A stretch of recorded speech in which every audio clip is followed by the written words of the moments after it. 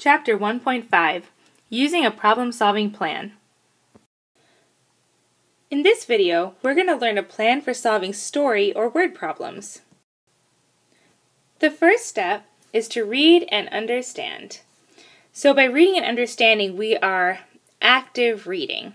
This means that instead of just reading the problem, we are looking for the things that we know, so any information that's given, and also for what we need to find out. Step number 2 is to make a plan to solve the problem. This can involve writing a diagram or drawing a picture. It also can involve making a verbal model to solve the problem as well. Number 3 is to solve the problem using the plan that you created for step 2. And number 4 is to look back. Did you answer the question? And ask yourself if your answer seems reasonable. So with these 4 steps, we can make a plan for solving story problems and solve them successfully. Please stop the video and make sure you have all of these written down before you move on to the next slide. Let's take a look at our first example. Tris is training for Dauntless. She runs in the city where the short blocks on the north-south streets are 0.1 mile long and the long blocks on the east-west streets are 0.15 miles long. Tris will run 2 long blocks east, a number of short blocks south, 2 long blocks west, then back to her starting point. She wants to run 2 miles total. How many short blocks should she run? So looking at step 1, the first thing we want to do is actively read or read and understand. So we may have read through it once, but we want to look through it one more time and take all of the important information. So we know she's training for Dauntless, and she runs in the city where the short blocks on the north-south streets are 0.1 miles long. So that's on the north-south street, and they're also known as the short blocks. The long blocks are on the east-west streets, and they are 0.15 miles long. So these are all things that we know. Tris will run 2 long blocks east, so she's going to run 2 long blocks east. A number of short blocks south, so this is a number, so that means we don't know what it is. And we can give that a variable right now because it seems like it will be important. I'm going to go ahead and write over top of it, and let's make this variable n. So number of short blocks south, 2 long blocks west, then back to her starting point. She wants to run 2 miles total. How many short blocks should she run? So to answer this question, everything so far that we've underlined is something that we know. What do we want to find out? We want to find out how many short blocks she should run. So that's what we want to find out. So now we need to make a plan. For any algebra problems, one of the easiest things to do first for making a plan is to define your variable. So we're going to say n equals the number of short blocks. Short blocks. We need to find the total number of short blocks, the total distance in short blocks, add that to the total distance in long blocks. So I'll put an L here for long, here as an S for short, and that's going to equal our total distance. So for short blocks, we know that each block is 0.1 miles long, and we can multiply that by the number of short blocks that she runs. Since we don't know the number of short blocks that she runs, that's where we use this n. So we're going to go ahead and put n here. So n, the number of short blocks, multiplied by the distance of a short block, is the distance that she's going to go in short blocks total. Now we have to do the long blocks. Each long block, it tells us, is 0.15 miles long. So we'll put 0.15 miles long, and we're going to multiply that by the number of long blocks, which is 4. That's because she does 2 long blocks west and 2 long blocks east. So 2 plus 2 will be 4. So for step 2, we went ahead and we found the short blocks, the total distance short blocks, plus the total distance in long blocks, and that equal our total distance, which we know is 2 miles. So we can go ahead and solve that now for step 3, solve the problem. So we have 0.1n plus 0.15 0.15 times 4 equals 2 miles.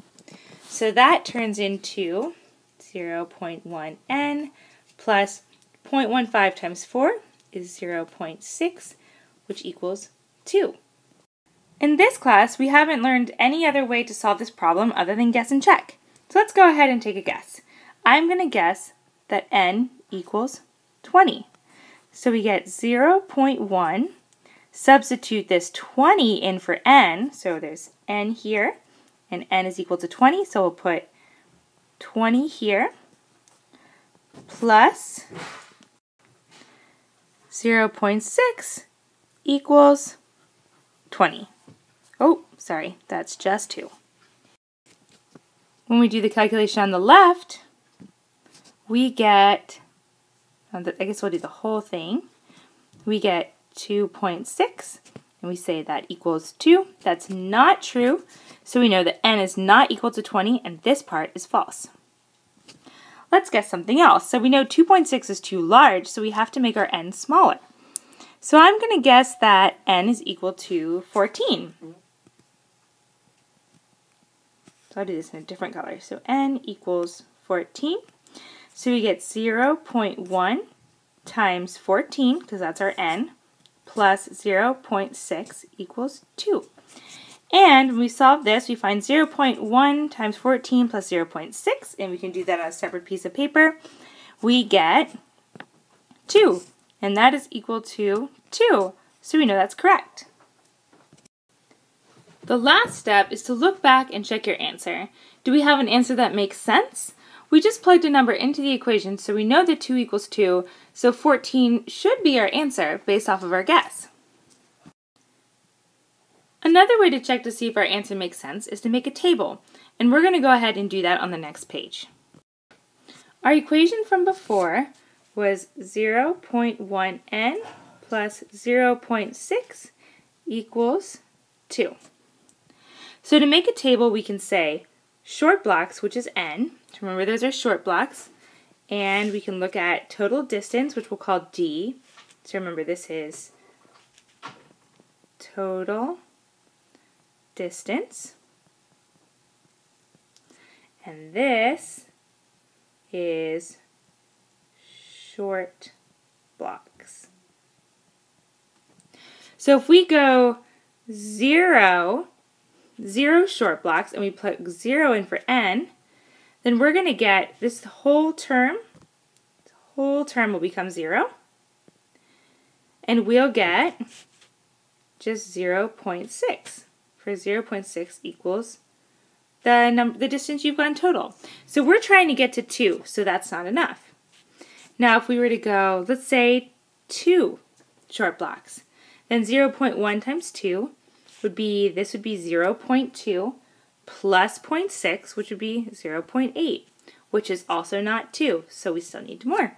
So we keep going like this, we get 4, and this becomes 1.0.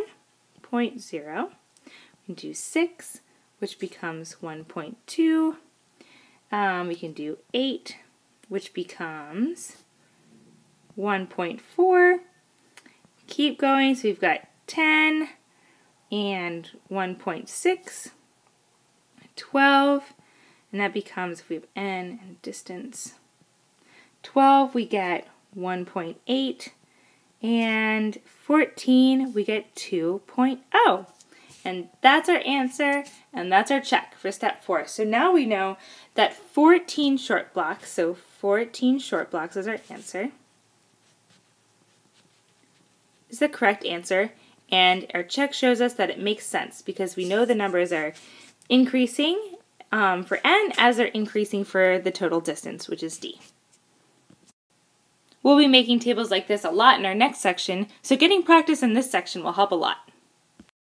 Let's try another example. You are designing the layout for the Quibbler. The document will be 22.5 inches wide. You will have 5 columns of stories about Whimdazzles, the new magical flea that can convince your owl to forget about its delivery. This article will take the entire front page of the Quibbler, and each column will have 1/8 inch gaps between them and a 3/8 inch margin on the left and right side. How wide will each column be? So our first step is to read and understand. So remember, active reading. So we're going to go through it again. So you're designing a layout for the quibbler. That's very important for the quibbler, but it's not so important for the math.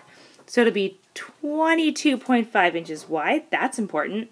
You'll have 5 columns. Stories about whim dazzles. The article will take the entire front page, so that's just across the front. Each column will have 1/8 inch gaps between them and a 3/8 inch margin on the left and right side. How wide will each column be? So everything I just underlined in black is what we know. So we know everything I underlined in black.